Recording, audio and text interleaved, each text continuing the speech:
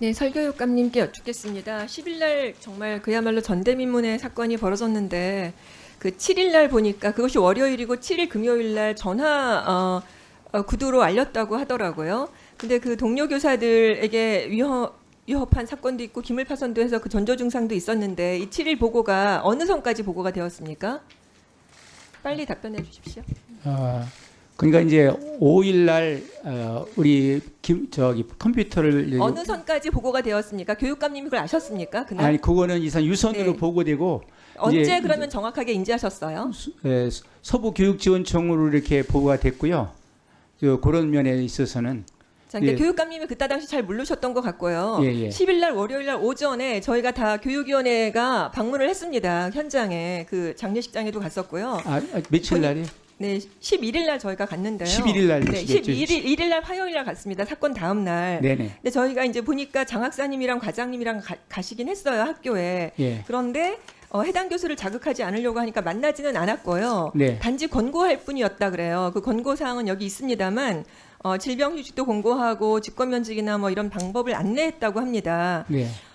그리고 나서는 방문하고 오후에 다시 그걸 공문을 보내라고 긴급사안 발생으로 인한 대응 협조 요청이라고 하는 공문을 보내달라고 보냈어요. 근데 이것을 교육청에서 요구하신 것입니까? 공문을 보내라고요? 네네. 이미 오전에 갔는데 왜 이걸 또 오후에 이렇게 한 것입니까? 네. 오전에 막 지금 말씀했던 대로 이제 2월 10일 날 오전에 가서 서부교육지원청에서 네, 이제 그렇게 유초동 하고, 과장하고 네. 장학사 둘이 나가서 그런 걸 네, 권고를 그 했습니다. 제가 그리고 말씀드린 오후에 것이에요. 지금 네. 저 의원님께서 말씀하신 대로 그런 조치를 취했습니다. 자, 이 얘기는 뭐냐 하면 교육청에서 이것이 무척 사안이 심각했다라는 것을 인지하신 것이고요. 그렇죠. 그리고 이걸만 봐도 실제로 어떤 면에서 형식적이고 굉장히 행정편의주의적인 것이에요. 그 사건을 예를 들면 학교에 가서는 예를 들어서 동료 교사의 의견서를 뭐 서명을 받아 놓아라, 제출한 사진 자료 같은 것들을 좀 잘 보관해 놔라, 이런 증빙 자료를 잘 써야 된다라고 하는 그런 조치를 취하신 것이에요. 그러니까 관료적인 사고 방식에서 벗어나지 못했다라는 걸 보여주는 거라고 저는 생각이 됩니다. 실제로 그 사건을 막을 수가 없었어요. 그냥 이렇게 서류적으로 어떤 행정편의주의적으로 그 일이 처리가 된 것이지요. 그런 부분에 대한 반성이 분명히 있어야 된다는 생각을 하고요. 학교에서 자체적으로 감당하기 어려운 사안이니까 교육청에다가 대응을 요청하신 것인데 학생 구성원을 보호하고 신속하게 대응해야 되는 것이 이제 교육청 업무임에도 불구하고 어떤 면에서 서류 절차에 강조했다는 것이 굉장히 아쉬운 점이에요. 자, 제가 질의하겠습니다. 그 장학사가 권고밖에 할 수 없었다고 하더라고요. 어떤 직권으로 어떤 걸 실행할 수가 없었다고 하는데 그러면 학교의 장애에게 이런 책임이 있는 것입니까, 교육감님? 답변을 해주십시오. 그 장학사가 이제 권고도 하고 이제 분리조치도 하고 이건 권고를 했습니다. 네, 그러니까 네. 그런데 사실은 권고밖에 할 수 없었고 학교에서도 어떤 조치를 취하기가 좀 어려웠던 상황으로 보여져요. 그런데 이제 제가 정말 좀 관심을 가지고 있는 사안은 뭐냐면 이러한 유사한 사안들이 있었을 텐데 이렇게 누적된 이런 사례를 분석을 하거나 어떤 매뉴얼을 보강하거나 그런 작업을 좀 하셨습니까? 네네. 교육청에서? 그런 본래 그런 작업들은 하고 있죠.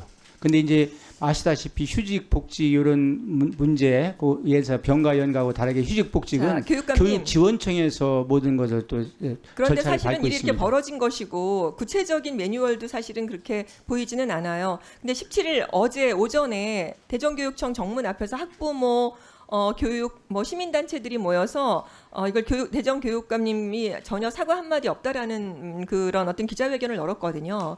이 부분에 대해서 공식적으로 좀 이 자리에서 사과해 주시면 좋겠습니다. 네, 아까 제가 말씀을 드릴 때 또 네. 사과 말씀을 드린다고 했습니다. 네, 사과를 하시고 또 제대로 앞으로 이런 실효성 있는 대안들이 좀 나와서 정말 절대로 이런 일이 더 발생하지 않도록 애써 주시기를 바랍니다. 네. 정부에서 어제 고위험 교원에 대해서 긴급 분리 조치를 하고요. 긴급 대응팀을 파견하겠다라고 하는 것과 동시에 질환교원 심의위원회라기보다는 교원 직무 적합성위원회로 명칭을 수정해서 어제 법제화하겠다고 밝혔습니다.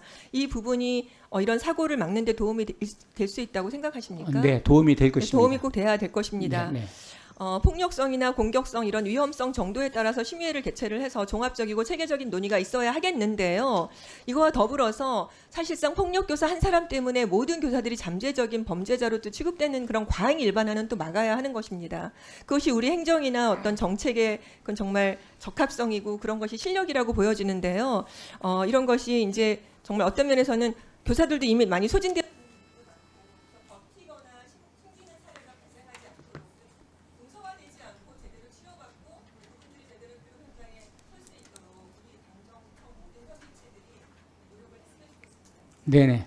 의원님 말씀에 따라서 예를 들면 그 의원군 또 정신적으로 어려움을 겪는 우리 모든 교육가족, 교사라든지 모든 분들이 아주 안정되게 우리 교육을 잘 할 수 있도록 그리고 모든 면에서 최선을 다하겠습니다. 네, 그 의원님 주신 마지막 부분은 우리 교육부도 전적으로 공감을 하고요. 뭐 입법이나 또 우리 정책을 마련할 때 말씀하신 그런 정신이 잘 살아나도록 최대한 노력하도록 하겠습니다.